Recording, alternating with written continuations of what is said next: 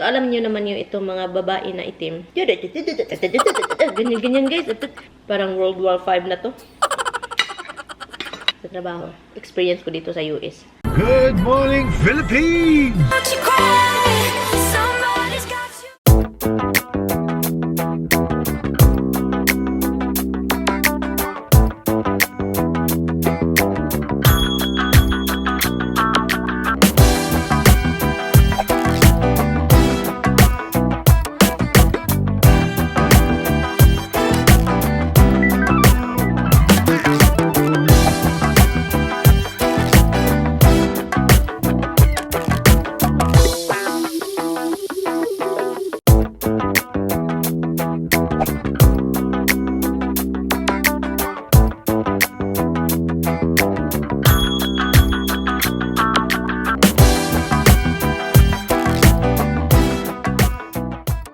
So, hindi ko siya ginisa kasi hindi ko na lang siya ginisa kasi hindi ko ginisa.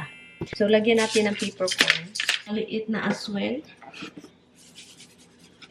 Ilagay ko itong dilis nga pinirito ko. I fry this a little bit guys para crunchy naman siya.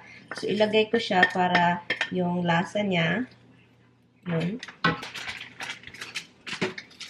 Dahil mayroon akong magic sarap, maliit na lang ito. Maliit lang naman siya. So, yun, pang additional flavor lang siya.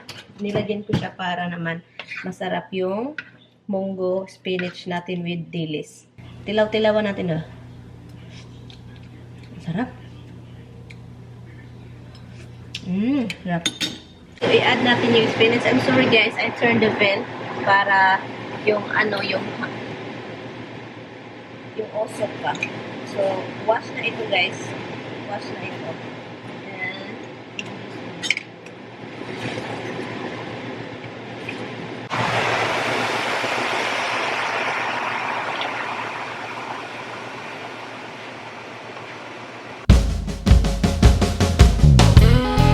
so, kapag nagluluto kayo nito guys at meron kayong i-add yung, kung wala kayong dilis, gusto rin yung i-add yung ipa-fry ninyo yung pork belly. Pork belly is good with this too.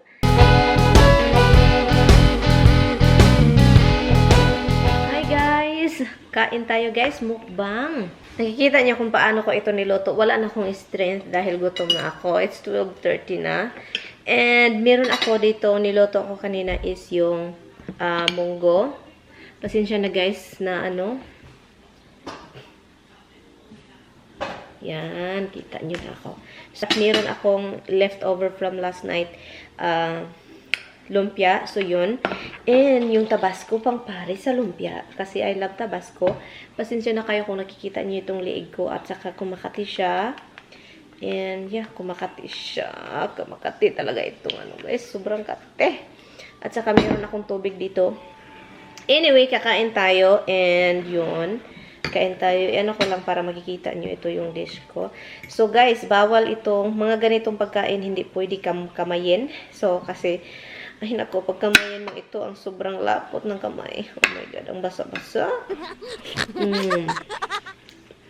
Alam ko namang masarap kasi tinikman ko to kanina. Nahuhulog yung spinach. Ang sarap guys.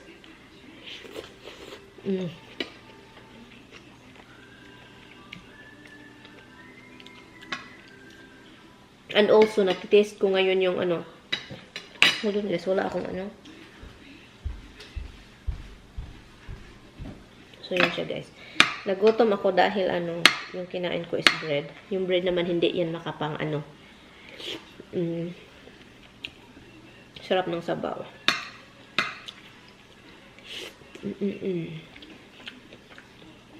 Sarap ng munggos.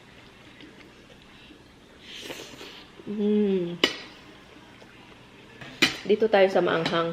Oh my God. Ito, pwede itong kamayin.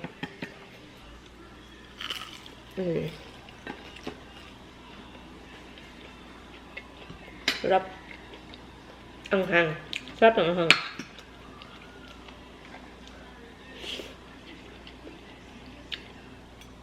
Hindi pa lang makapunta yung asawa ko dito, Monday. Anyway, guys, na-try nyo ba yung nagtrabaho kayo? Na-try na ba ninyo yung mag-ano tayo ng topic, di ba? Para hindi naman tayo boring dito, kakain lang ako at saka kayo tumingin. Para may topic ba? So, pag-usapan ko lang yung ano, kasi naranasan ko ito, sabihin ko sa inyo kung anong nangyari.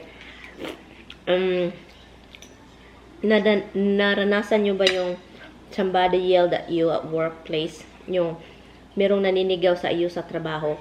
Yung kasama mo, or kahit boss mo, or ano, may naninigaw na ba sa inyo at saka ano yung nararamdaman niyo? You fight back ba? Wala lang kayo, tulala? Ganyan ba? Kahit ano, naranasan ko yan, hindi sa Pilipinas guys ha. Dito talaga guys. Dito talaga yung nagtrabaho ako sa sinihan. Nakita nyo yan sa, ay, hindi ko siya na-vlog eh. Kasi, I wasn't vlogging that time.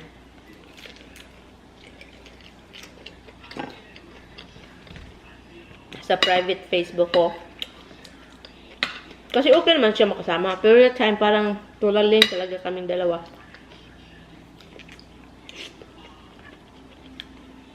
Ang sarap nito eh, kasi may dilis. Ang dilis bang sarap. Parang yung lasa ng dilis, sumuot-suot talaga. Grabe. So, ang nangyari guys, I was working. Busy. Basta that day, Tuesday. Hindi ko malimutan Tuesday. Tuesday, kapag Tuesday, yung mga adult, senior, adult, mga free sila. Free. So, ang dami, busy. Busy, guys. I was in the concession. Oh, no, the ticket booth. Ako, sa ticket booth ako. So, sila, andun sila sa concession area, yung mga popcorn, maglagay ng drinks, kumuha ng ticket, collect the ticket, you know. Maliit lang siya na theater. Hindi naman kalakihan, pero sobrang busy kasi yung area na yun is kind of like, merong wealthy area ba. So, ako dun ako sa ticket booth. Okay, happy ako, ganyan.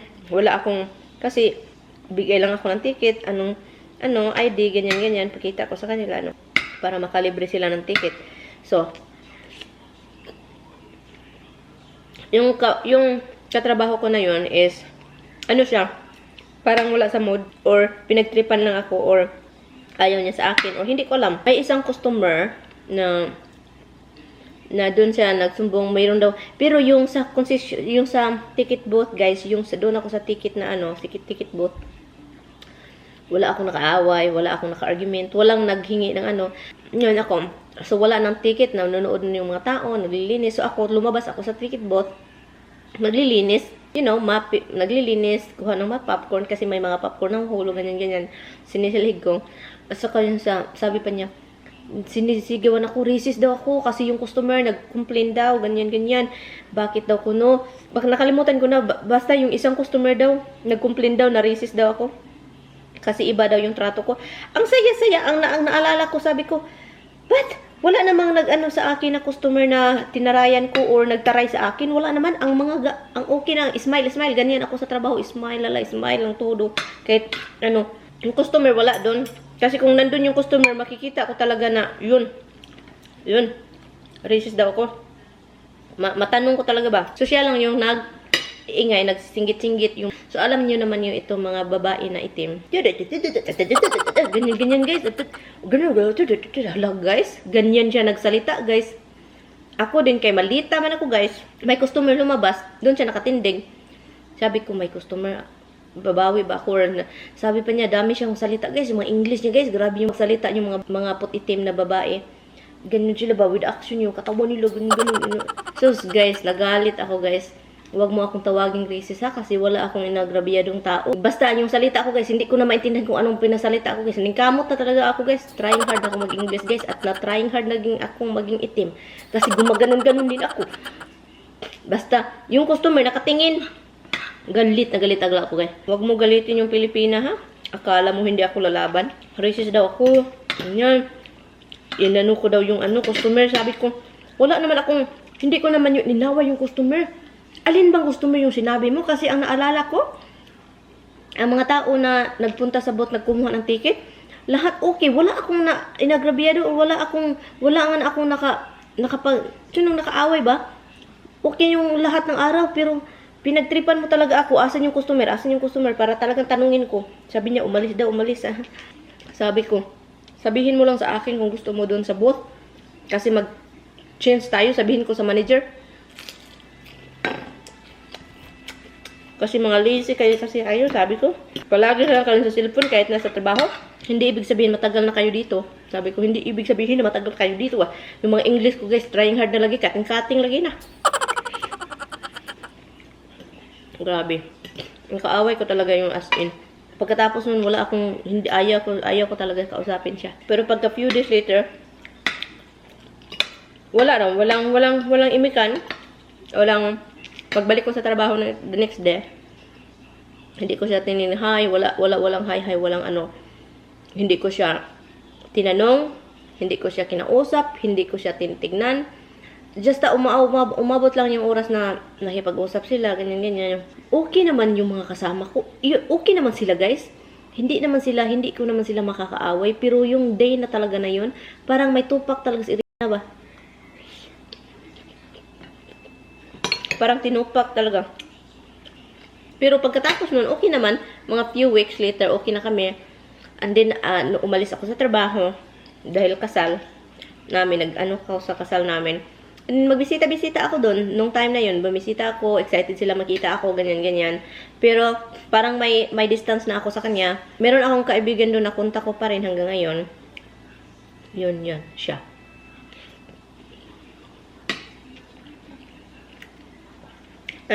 Yun talaga guys, nakakahiya guys. Yung out of nowhere, may nananahol sa'yo ba? Nakaka-irita na hindi mo alam kung bakit tumatahol siya. Galit siya sa akin. Anong pinagsasabi, hindi ko maintindihan dahil English. Iba naman sila magsalita, sobrang gahi. Sobrang hard ba? Slangers. Yung customer, nakatingin lang talaga siya sa akin. Sa amin. Sa lalaki na sa labas. Hindi na siya nanonood ng movie. Doon na siya sa amin nanonood. Parang binantayan kami. And then, nagtrabaho din ako nagtatrabaho din ako sa Chico's.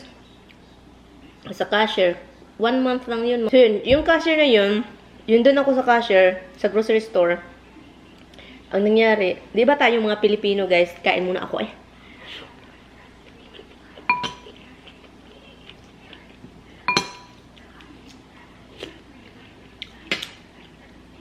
Di ba tayong mga Pilipino? I don't know. Ako, mahilig ako mga, huy, ginoo ko, huy, mga ganyan ba?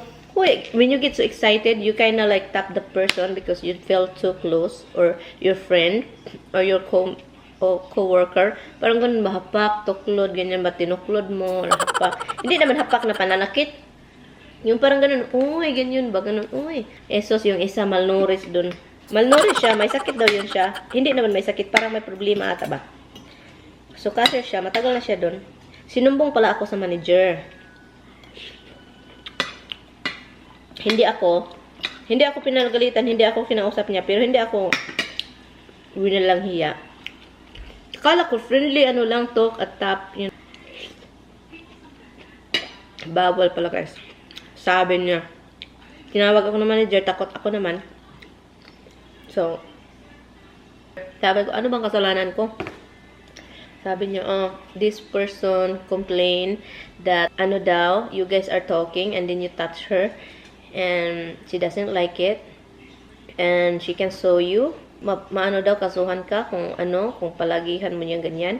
Kasi bawal yan, basi mga germs, kasi may siya, sakit, ganyan, germs in your ass. So, isip ko lang yan. Sabi ko na naguguluhan na ako sa mga culture dito. Kakaiba, kahit itatap ka, pwede ka palang mga ganun ba yung mga friendly ba, Pilipinas, tuklod, ginoo ko, Pilipinas, iba naman tayo, ginoo ko, ang saya natin, wala naman tayong mga so dito guys, parang bawal, so wala na akong kinausap, kasi kapag kinausap ko, personal na nakin, yung parang personal ito, mahilig na akong mga ganun, topic ba, bawal daw yun sa work area, yung mga tao na hindi mo kilala, ganyan. Sabi ko, sa isip ko, grabe na to. Parang World War V na to. So, Yung mga iba-ibang experience sa life ba? Lalo na kapag makapunta ka sa lugar na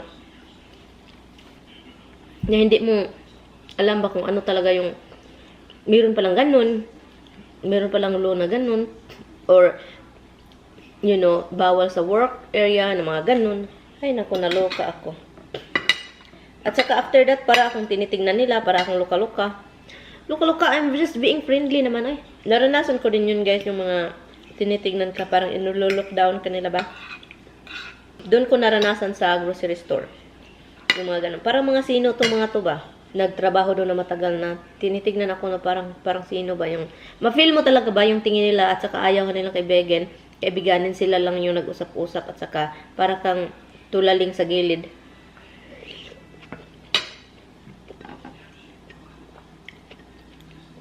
Tatlo kasi yung naranasan ko ditong work.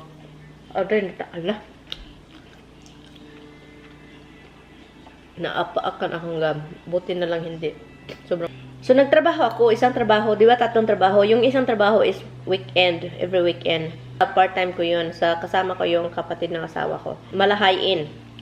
Nakapasok lang ako dahil sa kapatid ng asawa ko. Pinapasok ako kasi naghanap sila ng archive. Mag-archive ng mga gamit. Wala akong grado. Wala akong degree. Pero may alam ako sa computer. Hindi naman sobrang alam. May alam ako sa Excel, ganyan-ganyan. Tinuruan kasi ako ng asawa ko yung mga Excel na program, mga ganyan, software, mga ganyan. Mga mag-type-type, mga, derma, ito guys, sa derma. So, di ba mga doktor? Doon gani si Talia, guys. Doon si Talia, guys. Si Talia ba? Yung singer, si Rosalinda. Doon siya magpa-derma-derma. Mahal, guys. As in, doon siya. Nakikita ko lang mga record, mga ganyan. So, yung mga record, inano ko sa computer, sa laptop ko, yung old laptop ko na gateway. So, yun. Doon ko siya inano. And then, after that, all of that, I did like the day, the month, the number, the whatever. It's bawal yung mga record na yun dahil HIPAA ba? HIPAA. Tawag dito HIPAA yung itago mo yung information, ayaw mo yung mga ganyan. So, yun. After that, inano ko yung trabaho ko, ginawa ko yung trabaho ko. Doon ako sa canteen, kasi wala namang office, kasi part-time lang, wala akong office. Office pa. Hinahakot ko yun every boxes.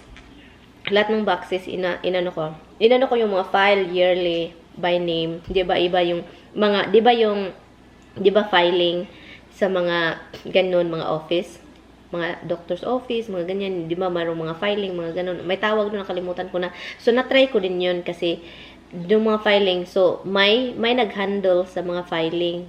Bading. Adoy ning bading, guys. Grabe naman ka iso, guys. Iso, guys.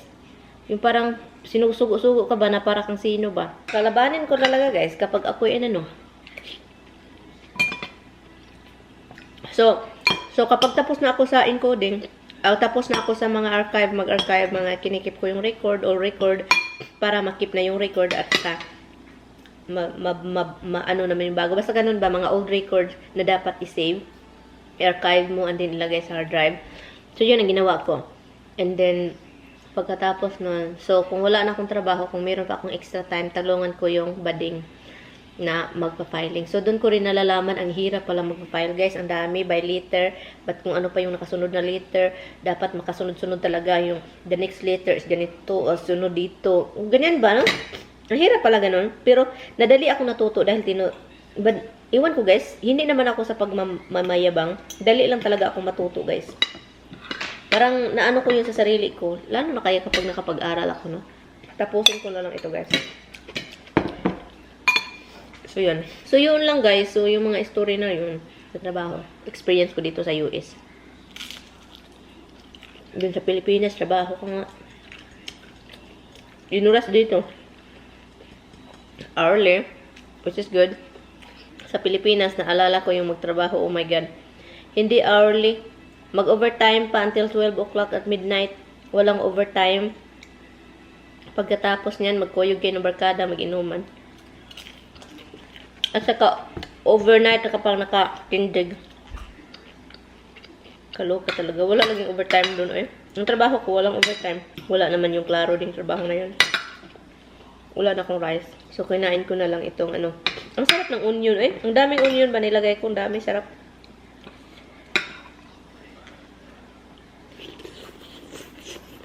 Mm. Grabe. Thank you guys so much for staying.